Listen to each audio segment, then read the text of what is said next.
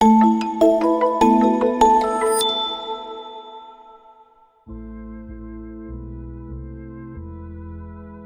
kanisa linaadhimisha sherehe ya kupaa Bwana mbinguni.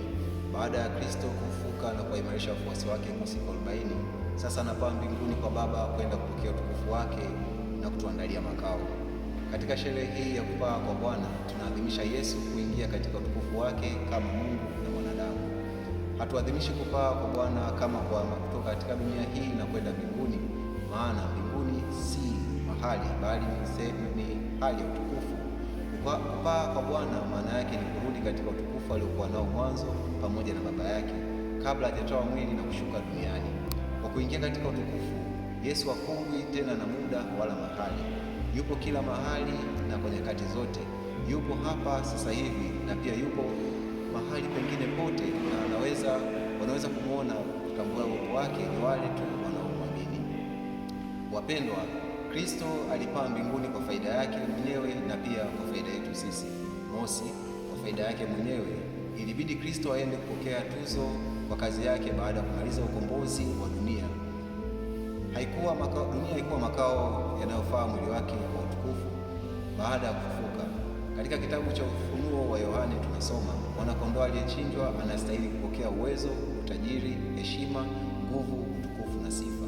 Rejea Ufunuo wa Yohane sura ya 5 aya 12. Pili, kwa faida yetu sisi, Yesu anayepaa mbinguni anamfungulia mwanadamu milango ya mbinguni. Alipaa mbinguni ili atutayarishie makao huko mbinguni na kutuhimiza kumfuata huko aliko, kwani yeye mwenyewe alisema, nikienda na kuwatayarishieni nafasi, nitarudi na kuwachukueni kwangu, ili pale nilipo mimi nanyi muweze kuwepo. Rejea Injili ya Yohane sura ya 14 aya 3. Pia Yesu alipaa mbinguni ili amtume mfariji, yaani Roho Mtakatifu, atakayetuimarisha na kutusindikiza katika kazi aliyotuachia Yesu, yaani kuhubiri Injili. Yesu alisema, kweli nawaambieni, afadhali kwenu mimi niende zangu, maana nisipokwenda mfariji hata kuja kwenu. Ndugu wapendwa, katika sherehe hii ya kupaa Bwana mbinguni tunaalikwa kufurahi kwa sababu Yesu anatuita wote kushiriki utukufu wake na anatupa kazi ya kuwaongoza wengine wafikie utukufu huo.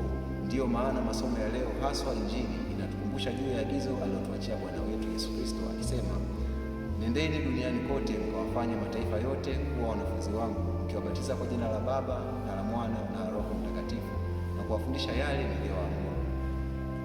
Kristo anataka tuwe mashahidi wa ufufuko wake kwa kuishi Injili yake na kutangaza kwa wengine maneno na matendo yetu ya kila siku.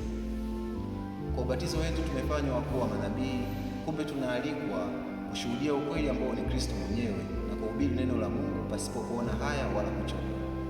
Hivyo tuwe tayari kuhubiri habari njema majumbani mwetu, mashuleni, kazini na kwa mahali popote tulipo.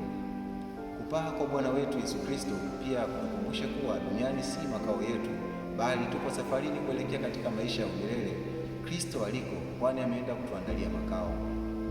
Hivyo tutumie muda mfupi tuliojaliwa na Mungu hapa duniani kwa kujiandaa vyema kwa siku yetu ya mwisho. Tujiandae kwa kuzishika na kuziishi amri za Mungu na kutenda matendo mema. Mwisho, sherehe hii tutie moyo kuwa Yesu hayuko mbali nasi, yupo kati yetu akituangazia kwa neema zake ili tusishindwe kutimiza kazi aliyotupatia ya kuhubiri habari njema. Pia anatuongoza katika njia ili tufikie utukufu wake. Punde atajionyesha mwenyewe kwetu kama alivyo na utukufu wake. Tutakuwa na utukufu ule